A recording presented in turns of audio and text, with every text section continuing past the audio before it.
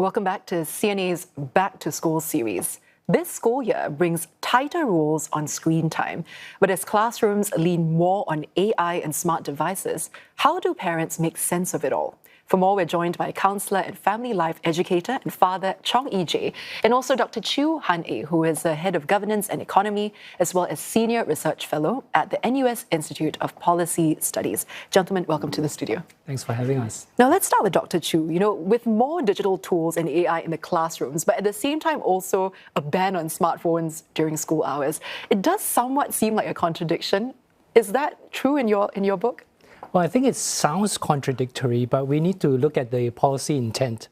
What the schools are doing is to draw a clear boundary between the use of personal devices during school time, while still allowing for technology that supports learning. And that signaling matters because it's saying that learning matters, attention and focus matters, and in-person interaction matters.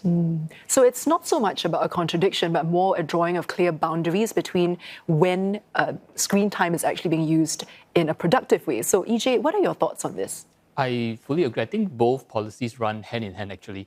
In fact, before this interview, I actually had conversations with teenagers and parents themselves. And the teenagers actually said that with this ban on the smartphone, it actually helps them to be more focused in their attention in school. They have more opportunities to socialize real person conversations with friends. And the technology part, it really does help them to sharpen their learning, collaborative learning as well. Well, how enforceable then do you think this is, Dr. Chew, when it comes to these new restrictions? What kind of school culture or support might be needed to make sure that these bans, first of all, are enforced, and also that the AI is being rolled out constructively? Sure. I think the goal might not be perfect enforcement, because if the young people put their minds to it, they can skirt any bans. But it's to look at whether or not the rules, whether or not putting these rules in place shift the school norms. I think what will not work if these rules come across as discipline to be enforced. I think will help if there's a common understanding between students, teachers, and parents that learning time is protected time. The time in school is protected time.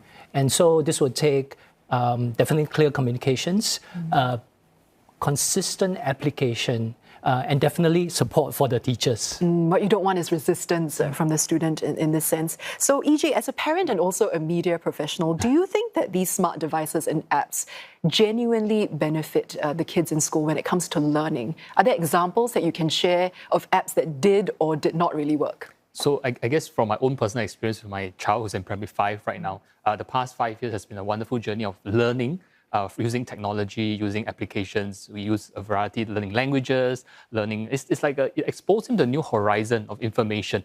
Yeah, but of course, the danger and the challenge comes with that at a young age, they begin to be exposed to a lot of new information, which maybe at this age, they won't process it very well because they've not seen much in life. And what makes it more dangerous is sometimes the exposure to inappropriate content. It might just come into them. So I think on that note, parents do have to be very actively involved to sort of like be the safeguard and the filter of what the children see in this online content. Yeah, that's a very important thing to delve into right now, I think. When we talk about AI, especially, Dr. Chew, AI-generated content now is, everywhere, and children have easy access to this content.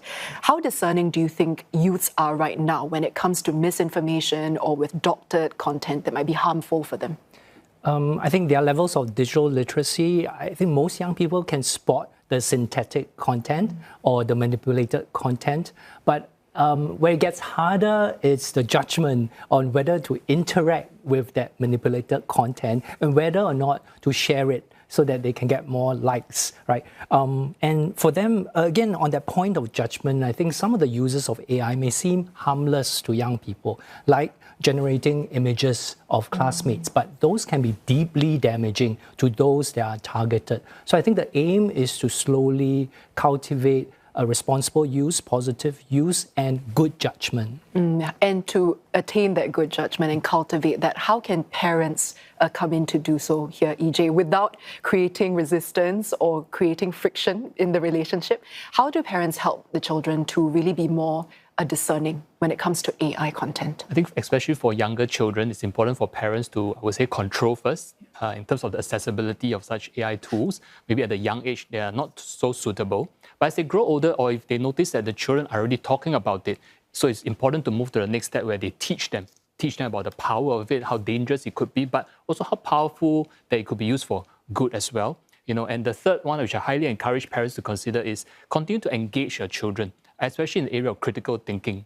AI or ChatGPT and all that, they are not the all and be all truth. You still need to critically think and analyze the content. Yeah, and modeling that behavior themselves as well. So, Dr. Chu, when it comes to the argument of people thinking it's either the quality versus the quantity of screen time, maybe it's not so much that, but that parents can perhaps be more proactive.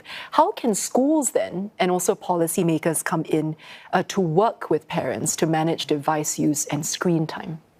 I think that consistency between schools and the homes is really very important. It won't work if the schools are limiting device use and technology use. And then once the young people step off the school gates, it's a free-for-all. The norms won't stick and the habits won't stick. I think what would also help is a common understanding that not all screen time is equal, not all screen time is bad. In fact, the research says that moderate use, it's good to build digital literacy. What we want to be aware of, both in schools, the policymakers, as well as parents, is the bigger concern is around passive consumption, those that are driven by autoplay and the infinite scroll. Yeah. Well, before we go, EJ, quick tip for parents, to prevent that kind of passive consumption that can really deteriorate the mind. Yeah, so 2 tips. I think it's important for parents to set the rules of engagement when it comes to screen time usage or technology usage, and not just the rules, but to explain the reason and the value behind the rules to the children. And secondly, to have regular conversations with children about all these new developments, hear from them. I think conversation, which means it's a two-way path, not just a lecturing from the parents themselves. All right, EJ, Dr. Chu, thank you so much for sharing your insights with us today. I've been chatting with Dr. Chu Han-A, who is at NUS Institute of Policy Studies, and also Chong EJ, who is counselor and family life educator. And tomorrow on our Back to School series, we'll unpack why play matters and what purposeful play can look like in our classrooms.